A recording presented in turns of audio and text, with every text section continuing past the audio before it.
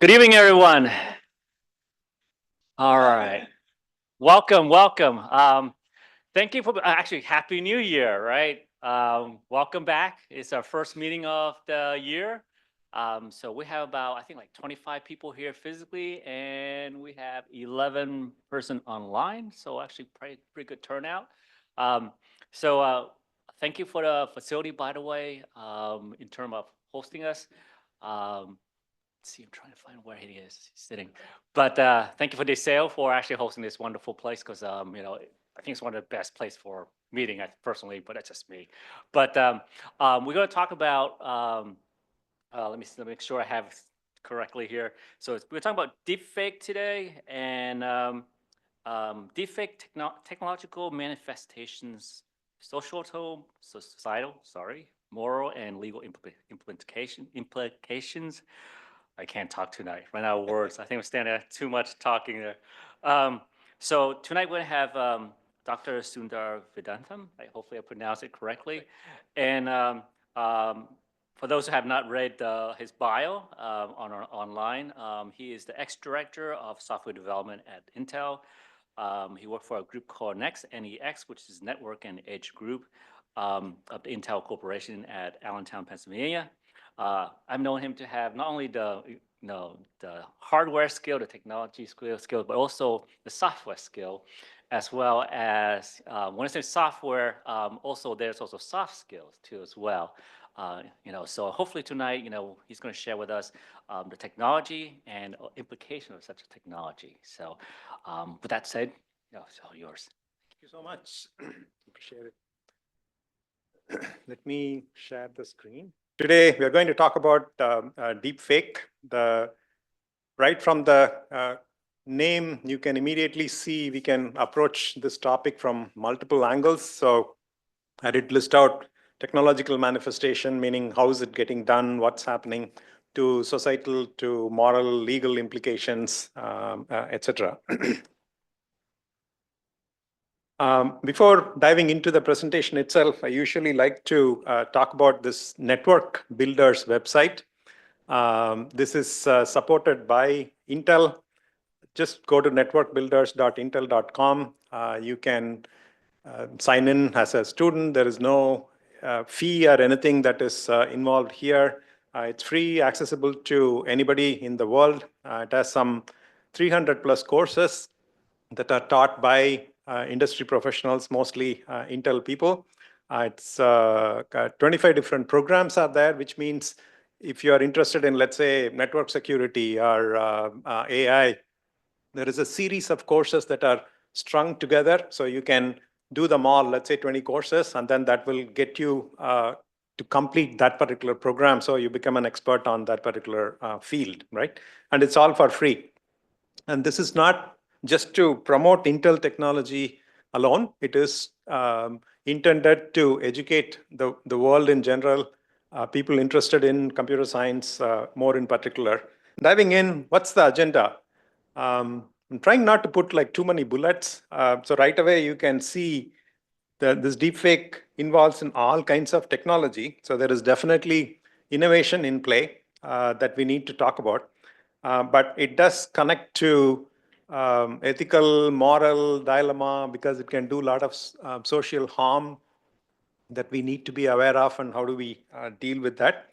Of course, it's all based on mostly the latest versions of AI technology that makes it possible and also continues to push it in step by step. So from knowledge aspect, what is it that we should be aware of, and how do we guide it so that it benefits the society more than it harms, right? Um, and it does have a huge economic impact in the sense um, there are like creators that benefit from it. And by creating even wrongful content, putting it on the web, one may generate a lot more hits and clickbaits. And so there's a lot of economy involved that pushes people to do this more, both in the right and the wrong way.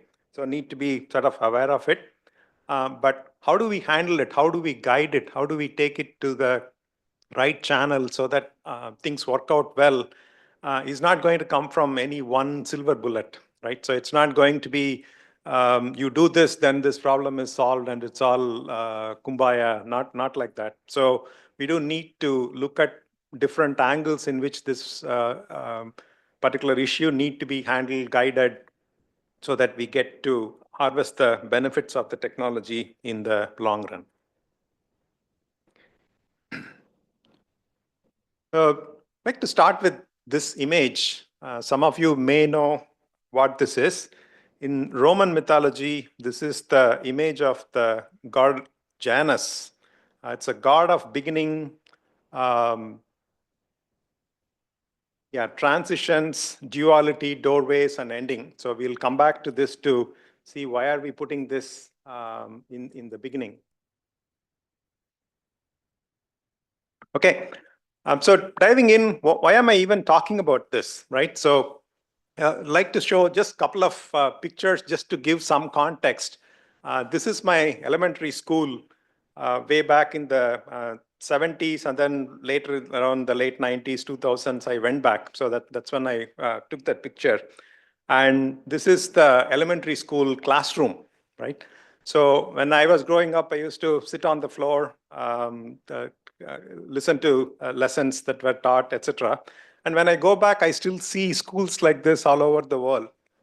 And these kids are growing up, and anything that we are doing, often we tend to look at that from the current location, our current environment, and how things are working. I mean, that's right in front of us, so that's how we tend to think.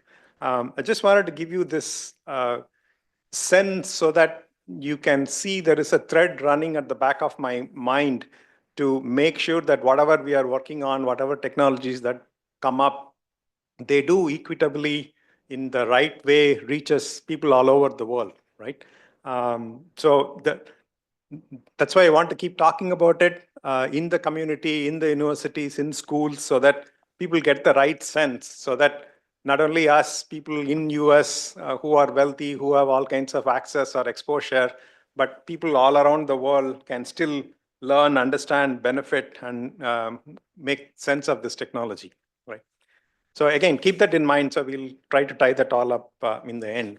So we'll start with just deep fake. So just the term, what does that mean, right? So just the dictionary definition version of it is more like it's an image or a recording that's been convincingly altered, meaning it's been manipulated, changed in some way, and that can potentially misrepresent someone as doing or saying something that was not actually done. So it could be a recording, it could be audio, it could be image, it could be video, but the extent to which it's been beautifully generated or beautifully altered, that you can no longer just by human vision see and understand that this is not true, right? So that's the, of course, I'm putting this out because there could deep fake instances even in, let's say, financial records or environmental data, anything like that. In this realm, we are mainly looking at image, video kind of deep fake generation. So just wanted to, since it's about deep fake and it's so immersed and involved in videos, I don't want to keep droning on and on. So I do want to show 3-4 clips. So I want to start with this one first. This gentleman is called MGR, that just his initials. That's how he was known for. He was a movie actor, later on turned into a chief minister for one of the Indian southern states. Chief minister is equivalent to a governor, right? And he functioned as chief minister for many, many years. And he was a very lovable, adored guy. And he died in 1987, right? And years before, somewhere in the 60s, somebody actually shot him. And so his voice, I mean, he got shot somewhere in the neck. So his voice box actually got injured. And so his speech even has a slur. He can't speak like very clearly, right? And just last year, this video was created. தாய்மார்கள் என் ரத்தத்தின் ரத்தமாய் உழந்த புத்திரே உங்க அனைவருக்கும் வணக்கம். எல்லோரும் நல்லா இருக்கீங்களா? சாப்பிட்டீங்களா? ரொம்ப நல்லது. நான் எப்போதும் உங்களோடு தான் இருக்கின்றேன். உங்கள் இதயத்தில் தான் வாழ்ந்து வந்திருக்கின்றேன். என் மனைவியின் நூற்றாண்டு விழாவில் என் ரத்தத்தின் ரத்தமான உடன்பிறப்புகள் அனைவரும் ஒன்று சேர்ந்து அவர்களுக்காக விழா எடுத்தது, அதுவும் மாபெரும் விழா எடுத்தது எனக்கு மிகவும் பெருமையாக இருக்கின்றது. முக்கியமாக என்னுடைய அன்பு தம்பி எடப்பாடி பழனிசாமி அவர்கள் தன்னுடைய நேர்மையான பொது வாழ்வாரும் உழைப்பாரும் விசுவாசத்தாரும் இன்றைக்கு நம்முடைய கட்சியின் பொதுச் செயலாளராக சிறப்பாக பணியாற்றி கொண்டிருக்கிறார்கள் என்பதை நான் பார்க்கின்ற நேரத்திலே எனக்கு மற்றற்ற மகிழ்ச்சி. That person died in 1987, but the AI video that's created even brings in the slur that he has in his speech, right? So it's quite realistic that way. So in many ways, as that video shows, it can bring in a lot of positive energy, positive ideas, positive effects to the world also. So it need not be all negative. So then let's dive into the next one, where we are talking about this New York City regulation that actually requires all kinds of public documents and announcements should be made available in as many languages as possible, right? So this is in the city law. So the city mayor, Eric Adams, a couple of years back, maybe less than early last year, he recorded something and then it was translated via AI into multiple languages and it was put out. Many of you may have heard about that. And in some sense, it's very positive because he's able to reach a lot more people that way. I think it was in like some 20 different languages or so. But there were also concerns raised because people are saying he's trying to pass himself off as multilingual while he is not, right? And there were even some ethical concerns raised, as you can see on the second line of this box text. The computer assisted pretending raises alarm for some ethics expert. So is it the right thing to do, right? So it comes up. So initially, the previous video, maybe it can be emotionally very satisfying to see someone whom you like, but when it put into some effect, I mean, we know all kinds of negative things that can be done, but even in some case where the AI was used to create the announcements, public announcement in multiple languages, still put some ethical implications here. So this is a very fraught area for us to be delving into. So because of that, we need to look at it from multiple vectors. So one is like, how is it created? What's happening, right? Then the second one, maybe how do we detect it? How do we manage? What is the right way to handle this going forward? And the third one is, what kind of implications is it going to have in the society? And then the fourth, maybe you need to think about what are our responsibilities as individuals, professionals, as a society, as a country, right?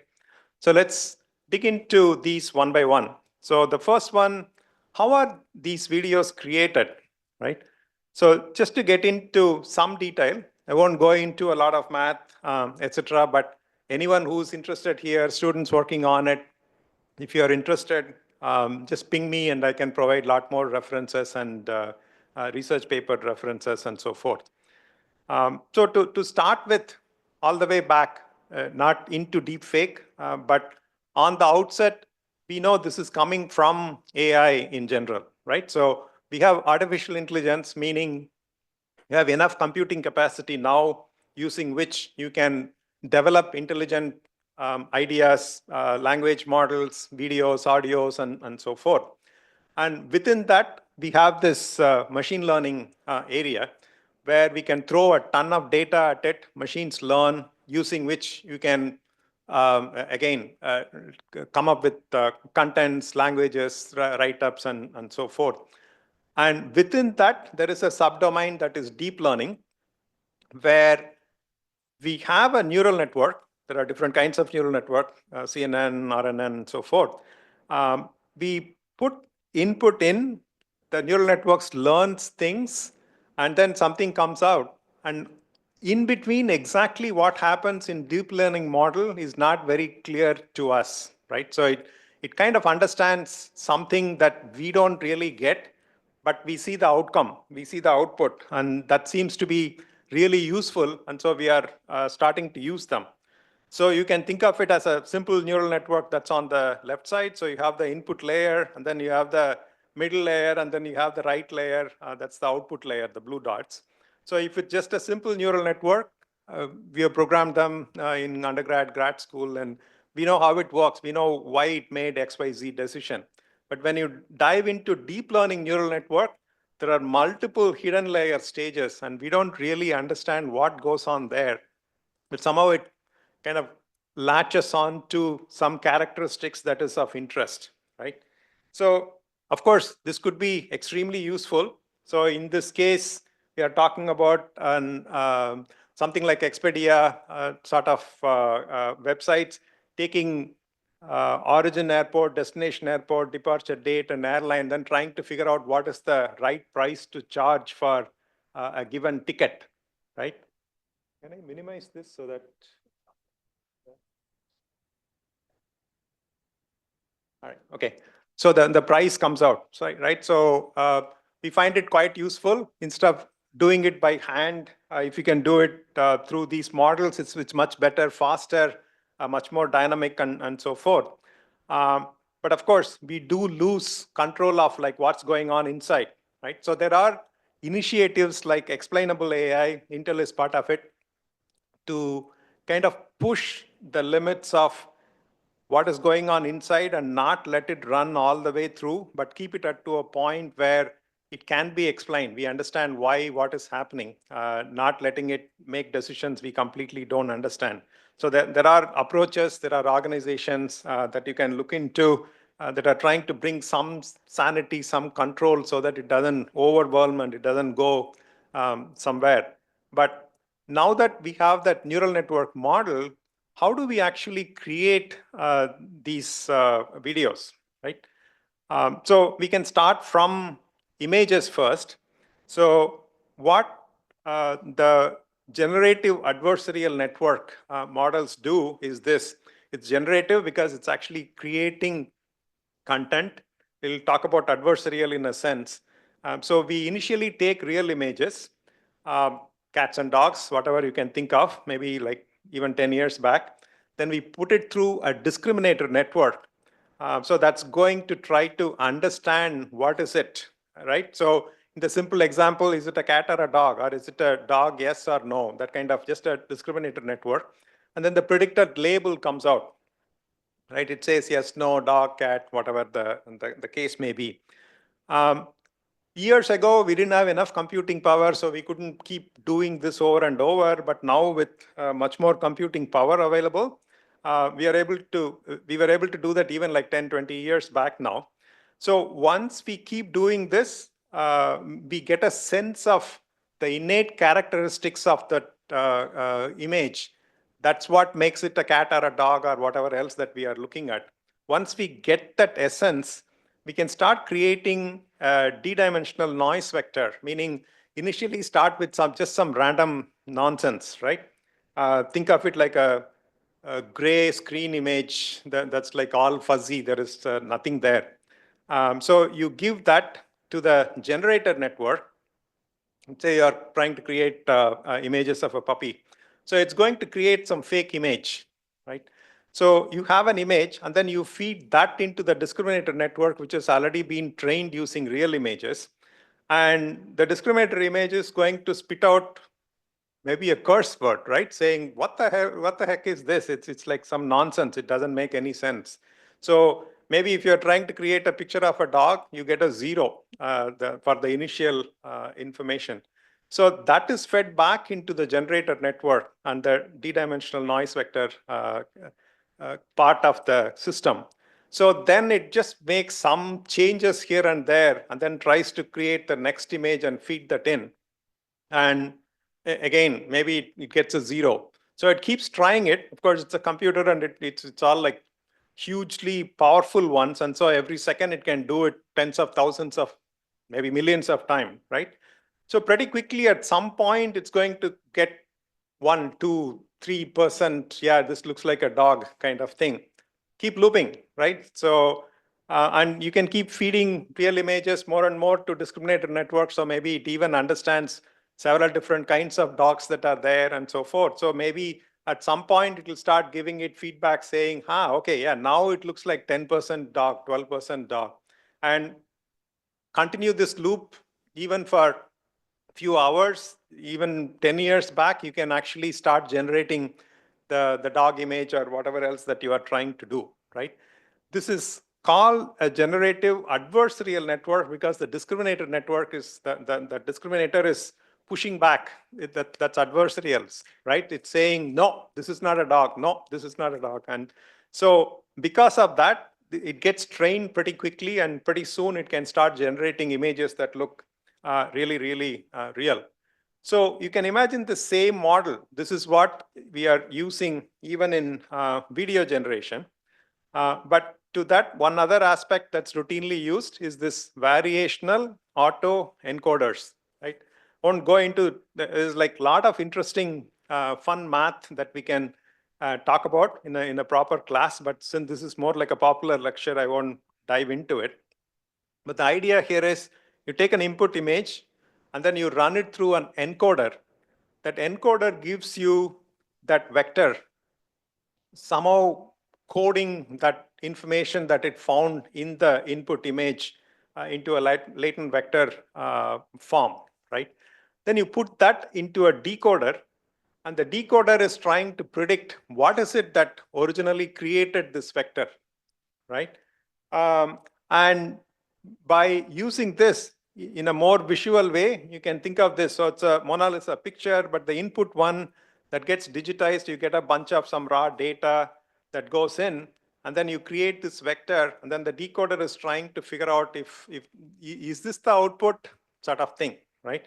So you can use this frame by frame by frame by frame to start with an input of a person, a small video clip, and then for the output, whatever that you wanted it to represent, do, act, you can like generate that using this auto encoder combined with the GAN network, right? That's basically is the underlying idea behind how these videos get generated. So this is a researcher originally from Thailand. So he has a really nice TED talk that you can go see. During the live lecture, I showed few clips from this researcher Supason Subhajanakon's TED video. I have deleted that video from this YouTube version so as not to violate any copyright laws. So you can watch just minute 2.36 to 7.15 using this URL provided here as well as on the talk description. Then you can come back and continue listening to this lecture. It should make sense. So you can see, you can start with one person, whoever it may be. So if you want to really start creating a lot of image, you can get an actor who's doing a lot of lines, making different kinds of visual faces, gather the information, and later on, all you need is like one picture of one person, and you can apply all those changes over to that that new image that you got in your hand, right? So it becomes possible. So this is the overall process, right? So if this is happening and if this can be both positive and negative connotations, so how can we detect? What can we do? So we should look at what possibilities we have. So again, if you're interested, I'll give you references to these. There are like very large amount of work that's going on because this is a serious issue in the society at this point. But we can divide the overall models that are being used to create this into like 4 different big areas to figure out like which one are fake, which one are real, right? So the first one is using machine learning itself. Fight machine learning with machine learning, right? So there are tree-based approaches, meaning how the decisions are made and how things are manipulated, use that information itself. And then like detect manipulated area. So if often videos are going to be about somebody speaking, maybe start looking at the lip movement, how does that look, right? That kind of detail. Then biological signs consistency. It could be anything from is the person correctly forming the shadow on the back to when they are talking, is the eyebrow movement aligning with their lip movement and so forth, right? So with this machine learning, there's no deep learning here, just machine learning, you can get as high as like 98% accuracy, meaning 98% of the fake ones can potentially be identified and marked out, right? Then we can throw in deep learning. By this, we mean we really train the system itself to start looking at real video, fake video, or like modified video, and then keep telling the system, this is real, this is not real, this is real, this is not real, and somehow let it figure out what is the innate quality, what is the innate characteristic, what is it that is different from real to fake, so that you can absorb, internalize that into the algorithm so that it can start identifying the fake ones, right? So that's the artifact from the generation process itself, meaning we talked about how the videos get generated. So during that process, whatever happens, so can that itself give you pointers to figure out a video being fake, right? And then another one is heartbeat. So particularly we are interested in like human beings being faked. So if you really have a tight close-up, a nice video, uh, our heart continues to beat. So in the facial expressions, there could actually be some blood flow, the beats that gets reflected in the video itself. That can easily, not easily, I mean, that can be leveraged by deep learning technique to figure out the fake ones which do not consistently have the heartbeat rhythm in the video itself, right? Then MSE is mean square error difference. So trying to figure out if there is a real video, figure out a value or compute some sort of like a hash value versus the fake one, and how far away the differences are. And if the MSE difference is too high, it can again mark with like high probability the fake ones, right? So again, the accuracy can go as high as 99%. Of course, immediately a question that follows up is that going to be static? Probably not. Like as days go by, the fake video creation is also going to continue to improve. So these techniques need to sort of keep up. Otherwise, it may become too difficult to pick that up, right? And then there is also totally different, not related to machine learning or deep learning, statistical models, meaning literally using physics, defects in the light sensor.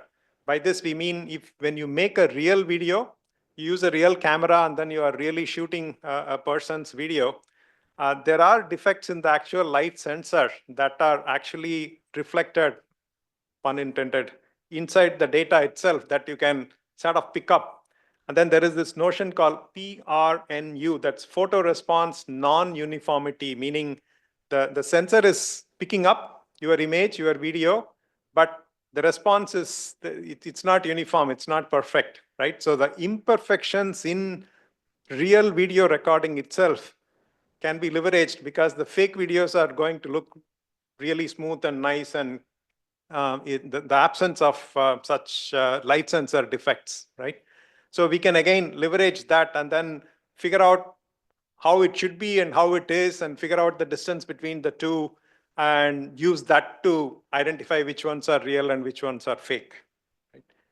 And then there are blockchain models, meaning establish the proof of authenticity, right? So this is not about the actual detection just looking at the video, but right from the beginning when the image is created. So we'll talk about this a little bit more in another slide. So make sure that it's always like verified, true, original. And if it is modified, let's say you just increase the brightness or contrast or something, it's still recorded in some way. So you know what has been changed, right? So you can believe what's being shown. So there are multiple detection models. And Intel did put out its own version. It's actually called Fake Catcher. So in this particular version, this is a deep learning model. Okay. In most other ones, sometimes just look at the raw data, meaning the detection algorithm may not have a clear idea what is it that it's looking at, but actually look at the zeros and ones and try to figure out where what is wrong and try to figure this out. Whereas this particular tools analyzes the real video itself, right? So what it does is, like I said, the blood flow resulting in vein color change, right? So it can grab that information, and then if that is missing or if it is not at a reasonable periodicity, or if the blood flow changes on the lip area looks different from what's happening in the forehead area, you can compute the difference to figure out something is fake, right? Basically, the algorithm forms a spatio-temporal map, meaning space, meaning the video site, and then the temporal, the time sequence, to see how it's expected to change and how it is actually changing. And if those two things look odd, look different, then you can mark them out as fake video. And you can immediately flag that. So it doesn't have to take like inordinate amount of time to figure out a video is fake. I mean, the immediacy and how quickly you can do that, that is also equally important, right? So this is just an infographic saying this particular system can catch 72 concurrent, I mean, rather analyze 72 concurrent video streams in parallel. This is using an older version, Intel's third generation Xeon. Now we have come to fourth, fifth, and sixth. So we can even do even more. It can potentially be used in like content creation tools. So if you're putting out a news video, if you think something is not right, maybe you can mark it in some way in social media, medias and broadcast and so forth. So this could be quite useful. Intel is working with the industry producers and so forth to market that. Exactly how does it work? Just like from a high level view, you can go dig into each one of this. So the software stack that is used to do this Intel fake catcher, it's called OpenVino. It's a AI model Intel has put out. It's for face and landmark detection algorithm. So this is openly available. Anybody can download and work on it. The vision blocks optimized with Intel, that's integrated performance primitive. So these are things that are tweaked further to make sure this fake catcher process works more efficiently with OpenVino. Then there is a separate open source project called OpenCV, CV for computer vision. So that's a large library, right? So that's like a toolkit that is used for processing real-time images and video. Then we put these two things together and then lit lot of optimization. So there are things like vector extension, vector capacities in the Intel processors basically allow you to process a whole slew of data in one step, right? So that's effectively vector processing. That's needed for image processing. I mean, these are the areas in which NVIDIA really rocks. And so Intel also has these kinds of vector extensions that are used. So do a lot of optimization and then use this visual cloud project and bring them together to be able to, in real time, as the video is playing, quickly identify and then figure out whether it's true or false, right? Even the researcher that was explaining how the video was created, even he has his own version of helping to figure out fake videos. So he has a browser extension. So this is another approach, right? So you can get the browser extension added to your browser. So as you are looking at any video on your browser, it can immediately point out whether that is true or false, like fake or like how much is manipulated, right? And this also dovetails into this provenance verification, meaning where did an image start? How did it come through?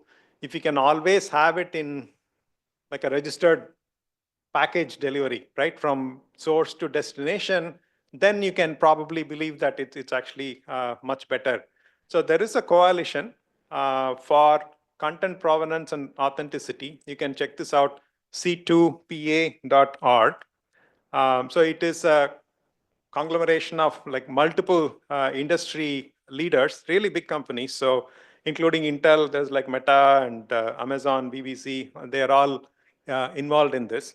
So the basic idea is as soon as you capture the image, it could be just a image, a photograph, you take a picture of something, it immediately takes all the details of that image and creates a hash and includes it in the image itself and then basically puts a stamp, right? So it's an authenticity stamp. So that's the sign part. So you capture, immediately you create the signature that travels with the image all along. And same idea applies to video also. So you do that. And at some point, if you go out and then you make some modification. So like I said, you took a picture and it looked too dark, then you just turned up the brightness. It's okay. But when you do that, again, the CPPA, I mean C2PA extensions will collect that new information, again, sign it and keep it with the image or the video, right? And you continue this throughout the image's lifetime. So at any point, if it's displayed anywhere, there'll always be like an eye kind of link available to you. Click on it. It will tell you where it was taken and what changes were made, or is it like unaltered original exactly as is, right? So this provenance verification is one big idea that, of course, it requires the camera equipment to carry this technology with it, and then the signing being recognized by different media entities and how it is displayed, and then the inspection capability. But this is all not just slideware. It's actually working. It's there. So there are multiple companies trying to work with this idea, right? If you just go to that C2PA, there is a nice like 8-minute video that talks about somebody taking a picture, it goes to New York Times, and then maybe they alter something and then they put it out and how will it appear and so forth. So you get a clearer idea.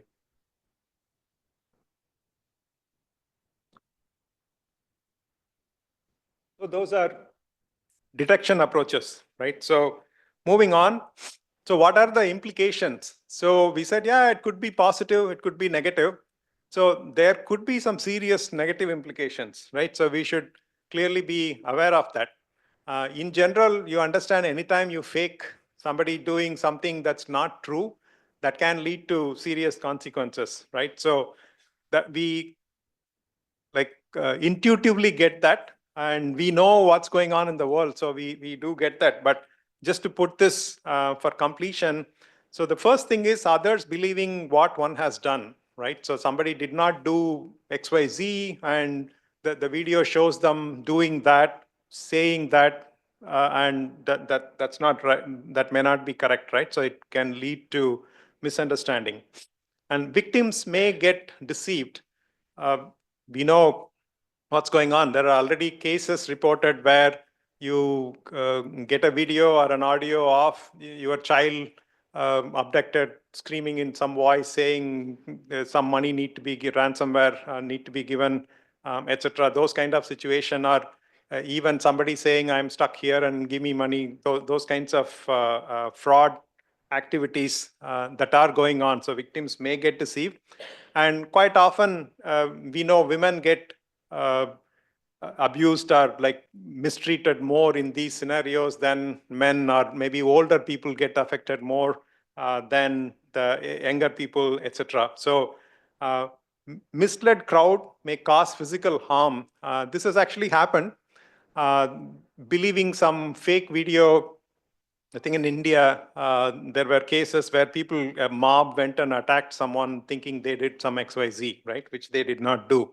But till at least that point, people are quite used to believing whatever the video shows. And at least now there is a general understanding that videos cannot be believed, which is good. But misled crowds may really do major physical harm. And then confusion about evidence, right? So 10 years, 20 years back, if there is like video evidence, it's incontrovertible. You immediately accept and you can go on. Now you can't really believe that. So what is it that you can believe, cannot believe? That's evolving and changing. So from, if you leave individual level and then even go at a group or society level, can be used to reinforce stereotypes, right? So anything that you can think of, one particular sector of the population, it does this, that, they may or may not be doing it, but you can create fake videos to reinforce stereotypes. And attacks on vulnerable population, it speaks for itself. Political polarization, right? So in the last 2 election cycles, we have heard enough, all kinds of faulty images and fake videos coming in that can polarize the countries further. Again, we may be thinking in terms of just US, and maybe we understand what is true, what is not, or we may not believe some shocking video quickly enough. But are we sure the same thing will be treated the same way in XYZ country, right? In other areas, population, what's the impact? What's going to happen? And often there is a negative effect on the social media site. Anytime there is a fake video, often it tends to be much more shocking. That brings in a lot more eyeballs, right? So there is a general hesitancy on the social media sites to take those things away because it works to their advantage. It brings in more money, it brings in more eyeballs, brings in more advertisement, right? And so that can lead to erosion in trust in real evidence. So you can imagine a few years down the line in court cases, if you bring in a video, it may not stand. People can just say that's fake and that's it, right? So maybe ideas like this provenance verification, if it can really become part of the process culture where it can always be trusted, it can be solved, it can be addressed. But is it always bad? Are there good sides also? And certainly, I mean, that's why I started with that. Some gentleman who died 30 years back, it can be brought back to life. So now there is this, even as part of the 6G, beyond 5G to 6G, there is this notion of digital twins being promoted. So this is a virtualized version of us, right? So any ordinary person that can potentially go do interviews on your behalf. It can negotiate and sign legal contracts. It'll be working 24/7 on your behalf. So, I mean, little things like maybe your out of office message is sort of doing that, right? When you are not there, it's sending out messages. Multiply that by 100,000 million times, right? So how much of that is actually possible takes us to like another little video. So this gentleman, Reid Hoffman, he's a popular content producer. He's an author. He has written books and so forth. So just to experience like how it will be, he created an AI version of himself. So this is the digital twin, right? And those two are talking to each other. So it's a nice, interesting video, and there is a much longer version, but this will be a shorter one that we'll play. Why would I want to be interviewed by a digital version of myself? Well, great question.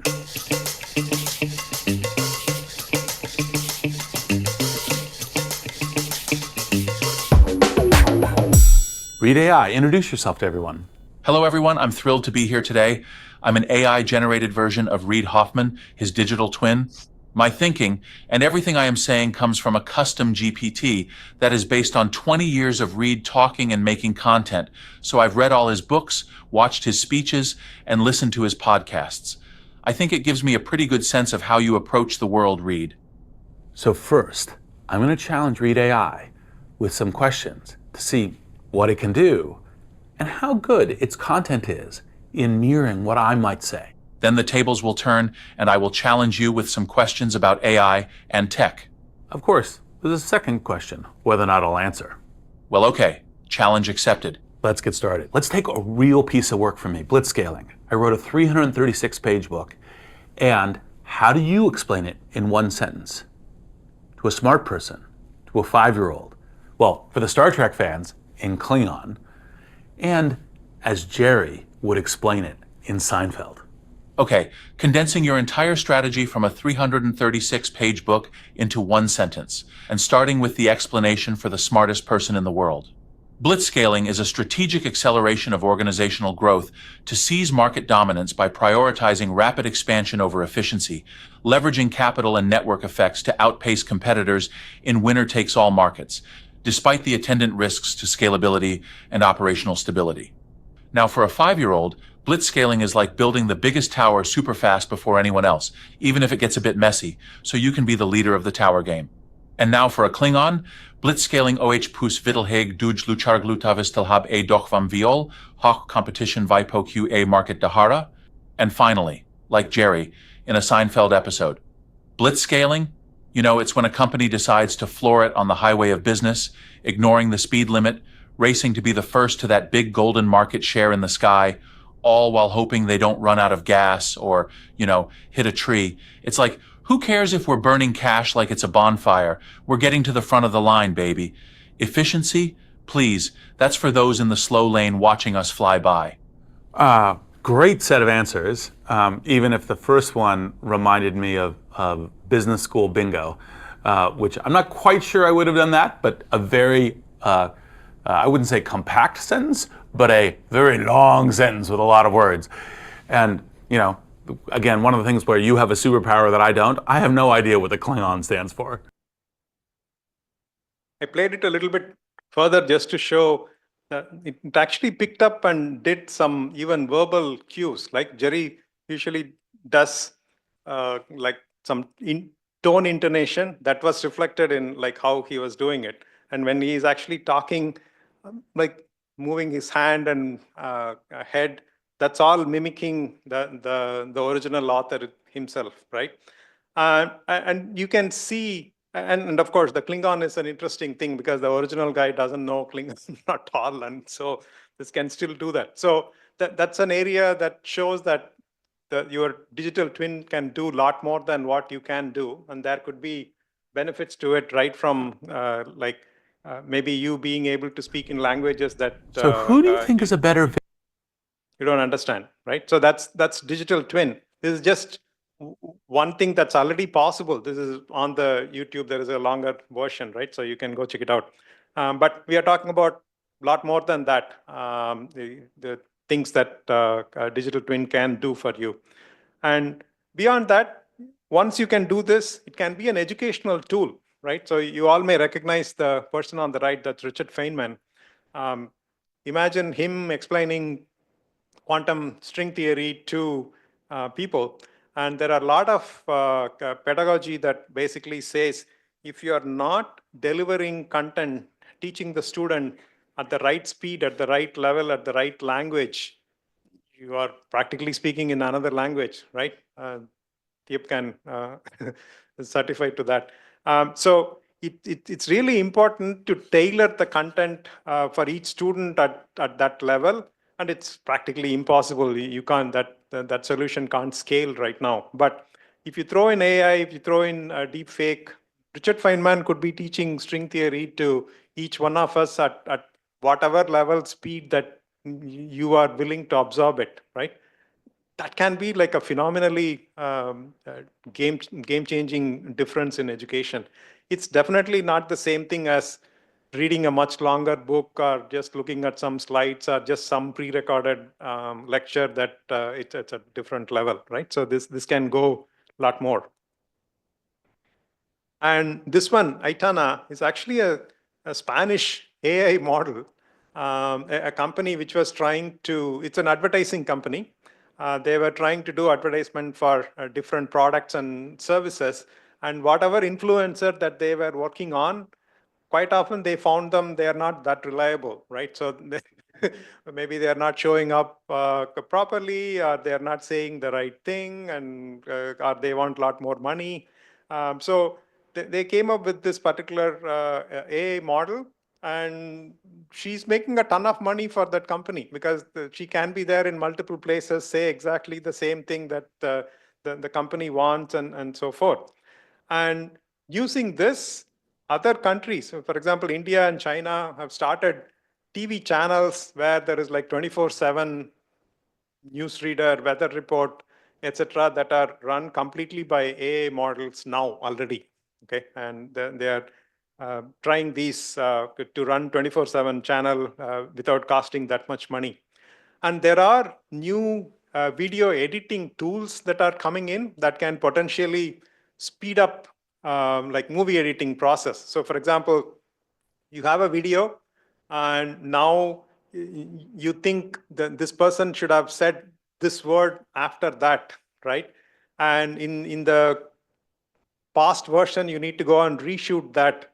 Now you can literally edit the auto-generated text and do like a Microsoft Word cut and paste, and the video can actually change and the lip sync can be like smoothened out, right? So it can do like much faster. And you can immediately imagine if you can do that, particularly with actors whose videos have been produced quite a bit. If you're dubbing the movie from one language to another, um, machine can just do English to Mandarin to some Indian language translation and adjust the lips properly so that it doesn't look like totally off and out of sync, right? It brings in a lot of aesthetics and it can potentially provide a much nicer entertainment value to people. So, and then of course, there are also emotional support possibilities, right? So many of us probably, if our great grandpa, grandma can be with us all the time and then answer our questions and provide life situation advices, maybe that would be really nice. Some people may find it very creepy, but if the fidelity continues to increase, it may be very difficult to like continuing to remember that it's a fake one because it's coming pretty close. So there are companies currently working on gathering a lot of data of any one of us interested, right? So they'll actually capture a ton of video, audio, how you walk, how you speak, and then they can put together versions of you to answer anything. So there are trials being done on like people who were in the German camps, right? Nazi camps during Second World War. They are all dying. So because they are just getting old. But there are efforts to gather their stories and not just videos, but they can actually answer you much more interactively because all their thoughts and ideas and writings are all gathered to make a virtual image of them. So kids who are interacting with them with those kinds of images, they may find it much more engaging than just reading a book or just watching a video, right? So there could be a lot of such possibilities that can potentially come through. And I'm just putting these couple of slides in to show why this is a problem or why this is possible. It's all coming because of this Moore's law idea I'm sure you all know about, right? And the visual here, what it's trying to show is the human beings, we are generally trained and we know to think only in terms of linear improvement, right? So even if you ask me how things will be in 10 years later. It's 2025. How are things going to be in 2035? My general tendency might be to just go back to 2015, look at what happened in the 10 years, and then like create another version of that, like speed things up and make better, etc. Right? But that's not how things work in this in our field, particularly in because of Moore's law, right? Because there is like exponential rise going on, and this is visually trying to show that saying, see, 1940, 50, 60, the speed is all doubling, but you don't see anything visually there at all. But just in the last couple of years, the whole lake is filling up, right? And that is to kind of visually trying to show that the speed or the improvement that's happening because of exponential rise is something that we still don't comprehend, right?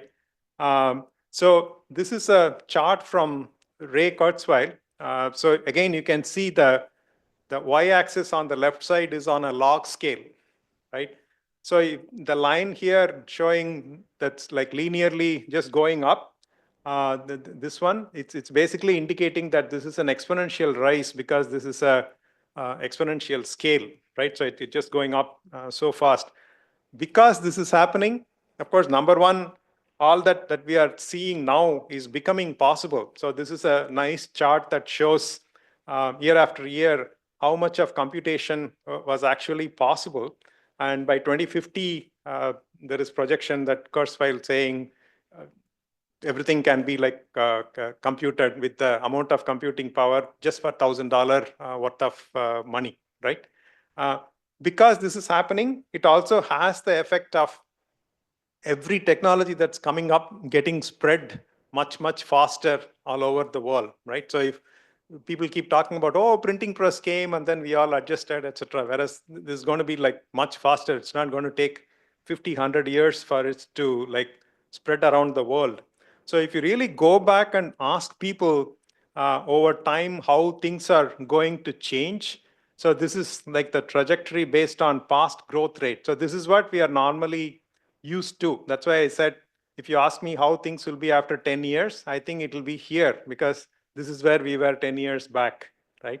But this curve is continuously going up, speeding up. So the trajectory based on present growth rate is more like this orange one, but in reality, it's going to be more like the green one. It's going to be much faster, right? And it's really difficult for us to imagine how far, how much can happen. And so because of these implications, we have a lot of responsibilities. We need to see what is it that we can do. So opportunity for me to plug a book I wrote. I'm not making any money off of this. All of you go buy, all the money goes to some charity. The book is Thought Experiments. So in there, I do talk about AI and computers, etc. But it's good to use that as a framework, right? So this is where we are. So what kind of thought experiment can we do and how things are going to change? So we can come up, if we really put our mind to it, several different ways to attack, organize, and guide this process to move in the right direction. So this is just one slide talking about the social credit system that's been introduced in China. So I talk about it in my ethics and emerging tech lecture. But here, just wanted to see there could be some such system similar to our FICO score, the credit score, right? There could be a system for media companies to see how reliable they are. Think of some sort of a 5-star rating system, but a much more detailed one, more like a matrix. So you would know if it's coming through this company, this outlet, this channel, it's like much more reliable because they follow that C2PA kind of model, etc. So we at least know what to believe and what not to believe. Some random forward from a social message application, we can all get ourselves trained not to believe that, right? So at least there should be a recurring idea of clicking on a link so we can go back, or if it's coming from this particular site, because of they adhere to these standards, it's much more reliable, etc. So what is it that we can do? We can again look at it from different levels. So the first one at a professional level, meaning at our level individually. So ACM, that's Association for Computing Machinery, has a code of ethics, right? You can go read that. It's free. It basically tells you about these conversations as to when you are a developer, when you are a professional in this field, what are your ethical responsibilities? What is it that you should be looking at? So for example, years back, if you are developing software, you are just supposed to look at, hey, is it doing what it's supposed to be doing and not doing something wrong and like incorrect? That's where your responsibility stopped, right? Now maybe there is more a notion of, oh, we want to make sure this cannot be abused, misused, and manipulated in some way to do something detrimental. And if yes, what is it that we can do? Is your employer, company, organization that you are belonging to adhering to some standards so that it will be used the right way, right? And then companies like Intel or the C2PA initiatives that I mentioned, you can go look them up. There are a lot of content for us to understand what is it that we can do or how we can educate ourselves so that If we come across something quickly, we can verify and figure out whether it's right or wrong, fake or real, etc. Right? So these are at the individual and professional level. At the societal level, I think we need a lot more conversation. And so you are all professionals, you are all in this field. So I'd encourage you to initiate and participate. That's what I'm trying to do. So BKM is a routine thing within Intel. It basically stands for best known methods or models. Means for anything and everything, if there is a good model, good idea that we know that really works, make it popular and make it, adopt that everywhere, right? So that becomes the standard, that becomes the norm, so that things can continue to improve.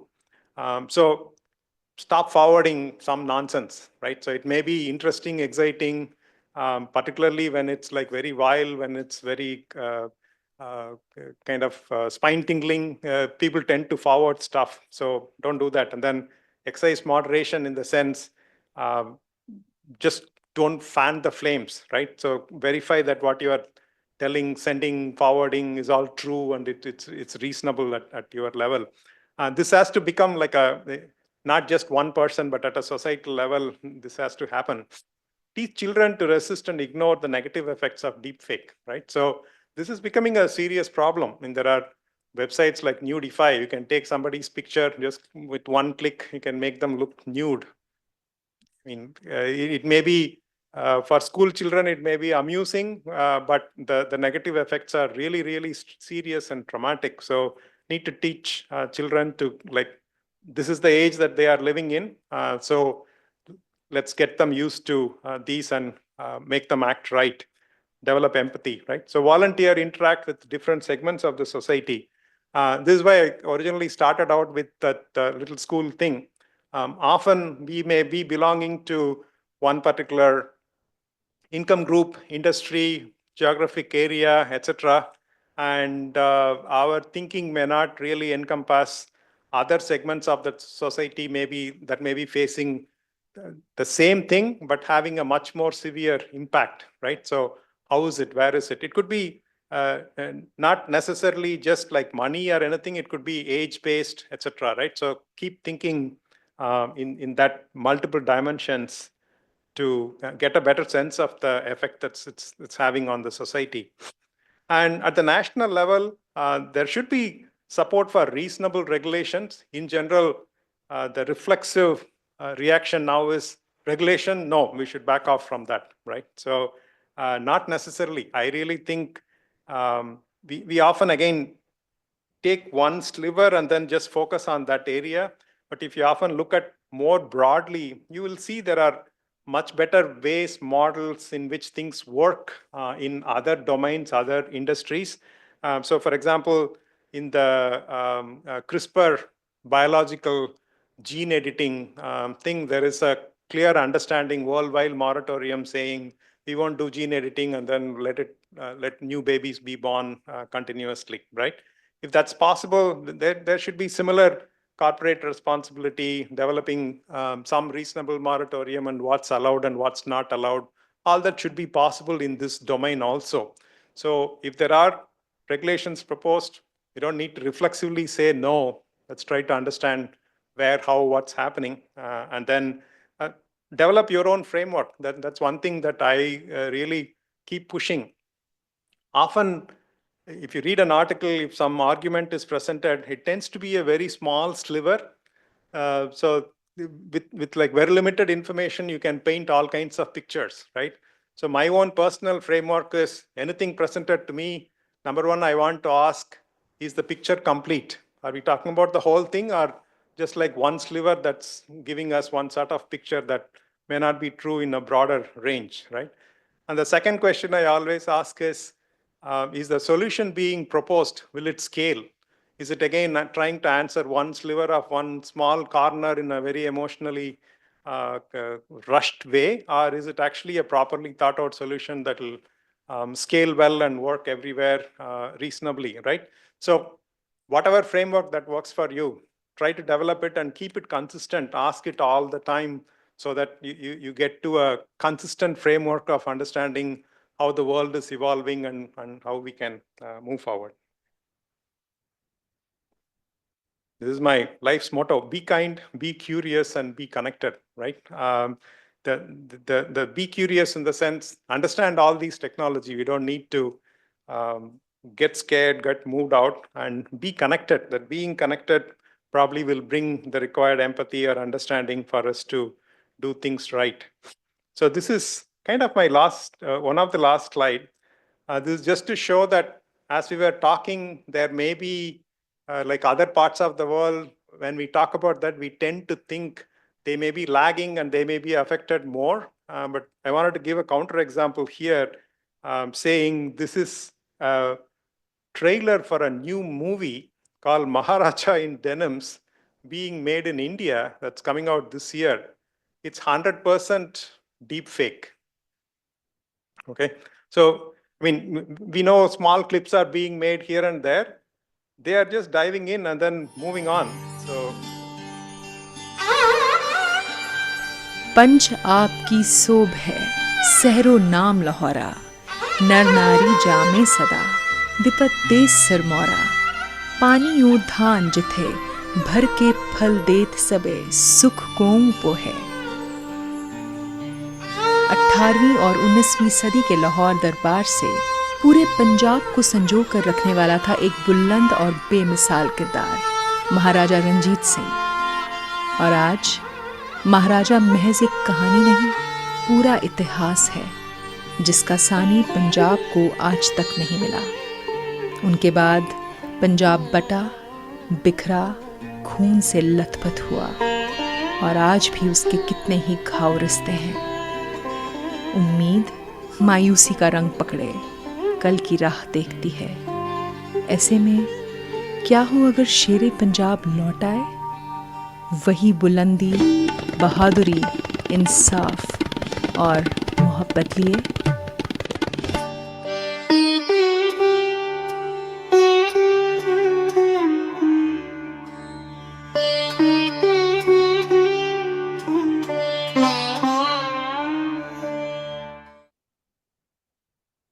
though the language may be different, I intentionally played it to show that apparently the story has several centuries spanning. And so actually putting up all the sets and creating all that was becoming like so much more expensive. So they just decided to go in for like 100% deepfake movie creation, right? And they managed to pull it off. And apparently there were issues that I actually came across this as I was preparing for this lecture in Spectrum. So there is a nice article on it. You can go read. It's free. They're talking about creating one little clip is okay, but when you're trying to create a 2-hour long movie, how do you maintain consistency, right? And so now there are tokens available. You create that and then you keep appending that to adjacent video clip generation so that it generates a nice and consistent image structure, and the smoothness is maintained, sort of thing. So it's not that the rest of the world is always be behind us. They may even like jump and move across, right? So we need to be kind of prepared. And that's why I started out with this particular Janus image, because we constantly need to look forward and backward, right? So our future is going to be very different from history, and the technology need to be complemented with regulation. Only then we'll get some better handle on how to deal with it. There is a lot of virtue, goodness that need to be harvested, but things can go wrong. So need to keep the face in both directions. So I think that's my last slide. So I'll stop here. If there are any questions, I can try to answer. Thank you. Thank you very much, Dr. Vedhantam. Thank you. The next section of this is Q&A. So there should be a microphone in front of you. You could actually make sure you turn it on and ask Dr. Vedhantam's question. Also online, there were some folks that were. Okay. Yeah. So. Okay. Ah, Yeah. okay. That. Yeah. Okay. Sure. All right. We'll post it on our website then. Yep. Okay. There were also other questions online, if you don't mind. I take turns between the Yes. real audience and this. Okay. Go. All right. With that started, let's start with the audience, maybe with the students. What do you think? Questions? Come on, be adventurous.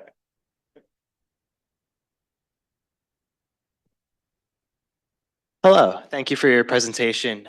You talked a lot about deepfake detection using like deep neural networks. Definitely a really cool tool to have, but is there any danger of those being reverse engineered to then just train better deepfakes, or is that not a danger? They're definitely, maybe I should, like, yeah. It's a mad comic spy versus spy thing, right? So it's definitely there. We can't rule that out. But the idea is it's a very hot area right now. So if you go and do like a literature survey, you will see like hundreds of papers coming in. So people are constantly trying to figure out like really innate natures of the video creation that was mentioned. So what is the algorithm that's doing it? How is it doing it? And can we use that itself as a signature to like capture rather than just the end thing, right? And so if that really like consistently works, then that's good. Because the underlying algorithm and what is it that it's catching on, that's what we are using to detect the fake algorithm. But if the algorithm completely changes, yeah, naturally this is going to fail. But in the end, we are still talking about a video being generated. So you need to generate the image. So there need to be an algorithm that's generating it. So if you can somehow go figure out how is it doing it and pull its characteristics to recognize how it's whether it's true or not, there's a good chance that it will at least continue to work for a while. Right? Thank you. Sure.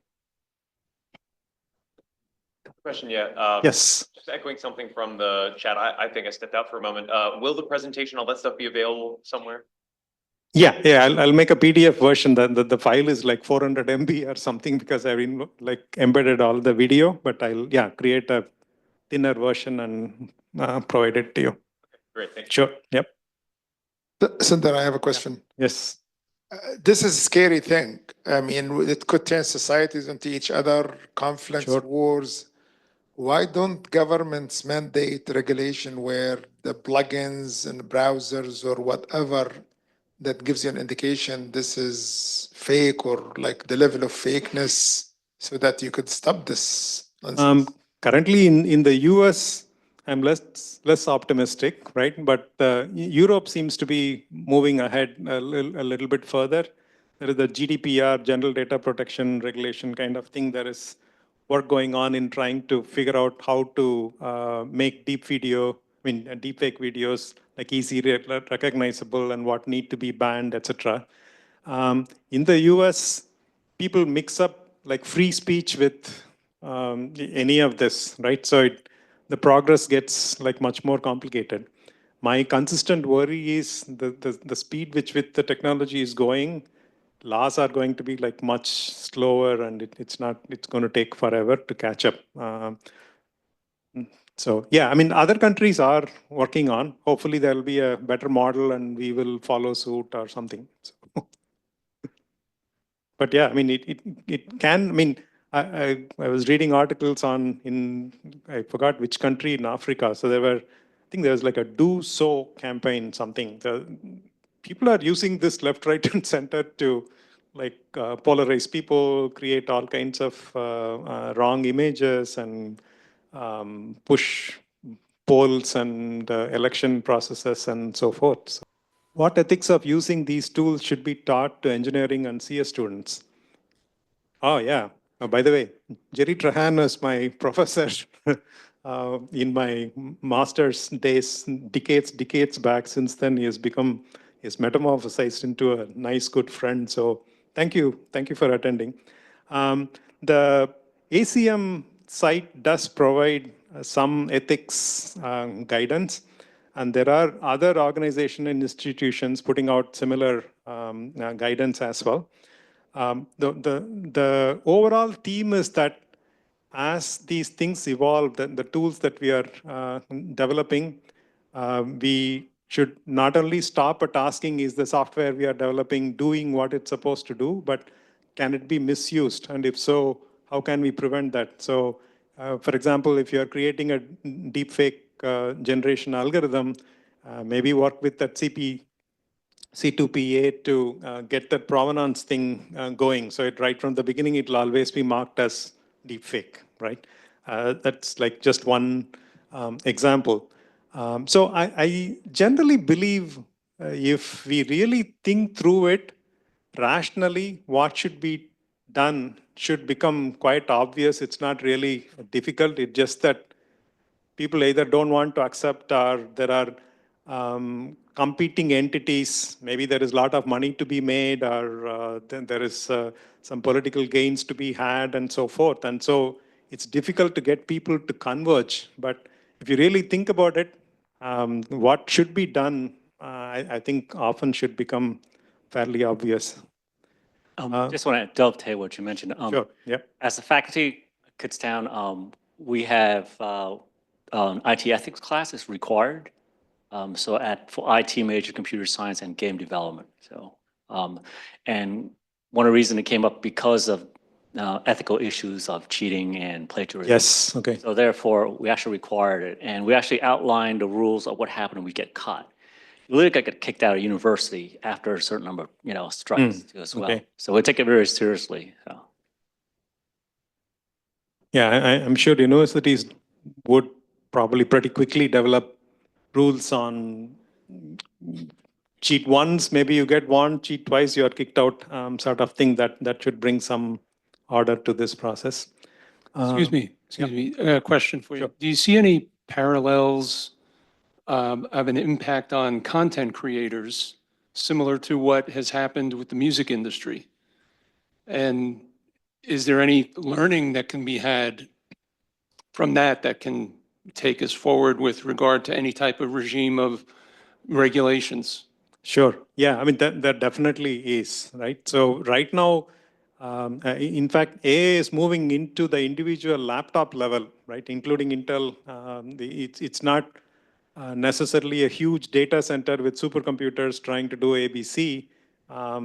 Whatever kind of music that you like, you can create that version of that music right on your laptop, kind of thing. So when it comes to content creation, yeah, and as we kept looking at simply with like one person's one photograph, you can create whatever kind of video you want. So I would think slowly the models on which people get compensated need to completely change, right?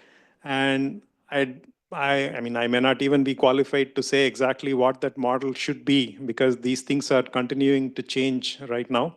But it can completely change. It need not be like you acted in one movie or you acted in one TV series, you get this much money kind of thing.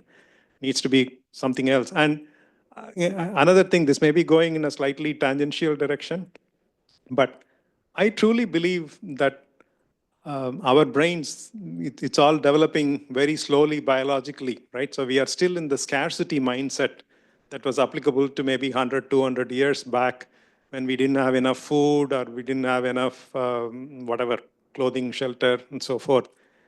With all the advancements that we are getting, we need to be moving into an abundance mindset, not necessarily grab as much as we can. If you take anything, food or clothing, whatever, we have technology to produce everything that everybody in the world wants at this time. But it's really difficult to get our mind to evolve. So it only need to be physically trained, and we need to somehow bring this consciousness, bring this realization that we don't really need to go and like grab everything that we can.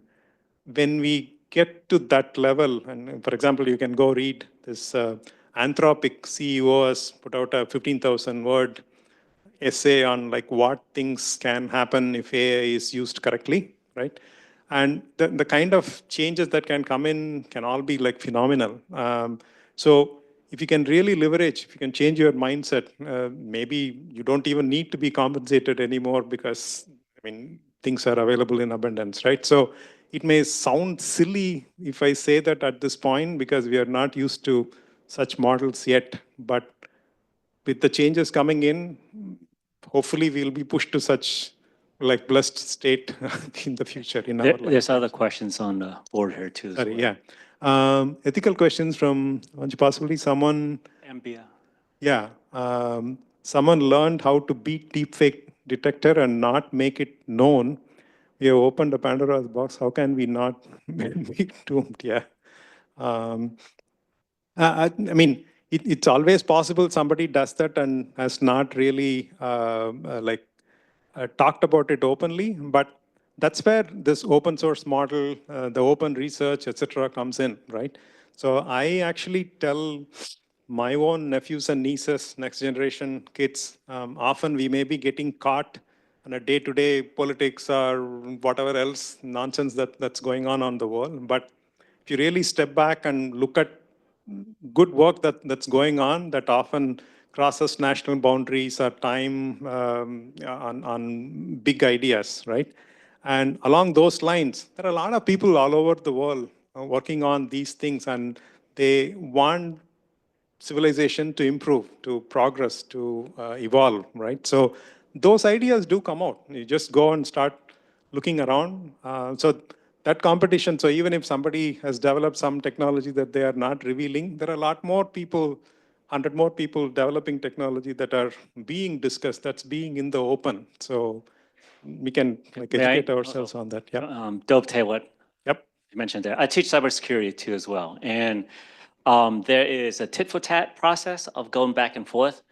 If someone did come up with to beat the deepfake detector, it's behooved them to actually use it sooner or later, right?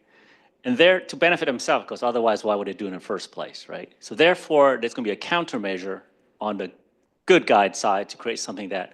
So it's going to be a tit for tat, back and forth. And as we go along, the cybersecurity, or in this case, deepfake, will actually improve on both sides.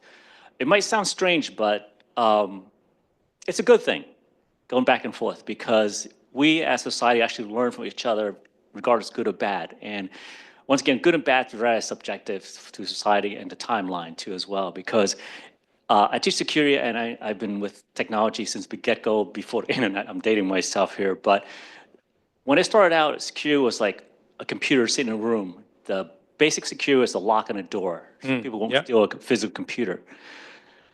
If we didn't progress, we would not have technology like VPN that we have today. It would never existed. Okay, so therefore, the tit for tat going back and forth, society learned from a mistake and fixing it. And it's actually a good thing in general as we go forward. Deepfake is going to be the same way. There will be technology out that will beat the current detector, and the detector going to come back and create better detector. And that's a normal warfare. That's how it works. That's how a human being thinks. We're like that kind of, we like to be measure and countermeasure, for those who work in the military, So every time we create a weapon, we create a countermeasure for mine, counter mine, and so forth. And that's a normal progress of how human thought and behavior. So deepfake going to be the same way. And hopefully that answered your question, whoever's on Ambien, I think. Okay.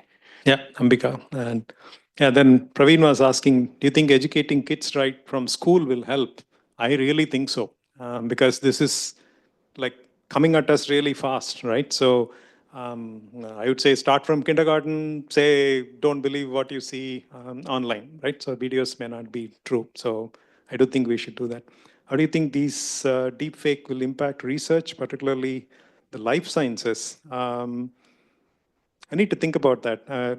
Life sciences, I mean, I can imagine it being an educational tool in several different ways, things that may not be possible to capture, to show visually. Those things can be done using deepfake.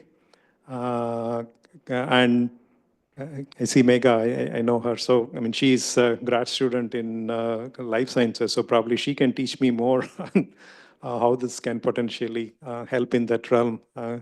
Good point to think about. I think educationally, it can certainly have a big impact, because many things that may not be possible to like go deep and show visually can be shown using deepfake. I mean, the deepfake, the fake immediately has a big negative connotation, but it can be like used to create good content for teaching purposes, right? But beyond that, in research, I need to think. I don't have a ready-made answer. So. Anything else? Question in the audience? Thank you. Really appreciate all your time. So we actually again, went thank you very much, Dr. Bendana. more than 1.5 hours.